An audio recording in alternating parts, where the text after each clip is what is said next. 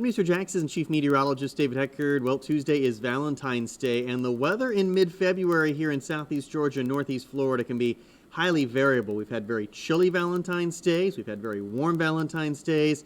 We've had dry Valentine's Days, and unfortunately, we've had very unsettled and stormy Valentine's Days. And it looks like for the evening hours on Valentine's Day, we're going to be talking about some pretty nice conditions, with the exception of the fact you're probably going to need a jacket at some point as we head into the evening hours. So our tranquil weather is courtesy of the ridge of high pressure that's really now taking control of the weather across all of our area. In fact, the warm front continues to lift its way northward up into parts of North Georgia and sections of the Carolinas. So we're going to be left with some pretty tranquil weather. You can notice a little bit of cloud cover here back towards Alabama. Some of that will lift its way into parts of southeast Georgia, it looks like, as we head into the evening hours. But for coastal Florida, looking really nice tonight. Temperature's not too bad here at 7. We'll be in the low to mid 60s, but I would recommend the jacket, maybe even the sweatshirt, if you're doing, say, dinner and a movie, or maybe walking along the coastline here this evening. As you can see, as we get towards 9, 10 o'clock, temperatures sliding back into the upper 50s and low 60s in many locations.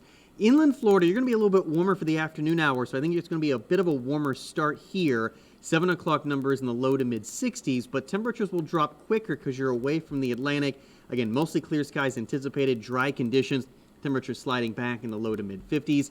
In coastal sections of Georgia, should be mostly clear to start. We may see a couple passing clouds as we work our way through the evening hours.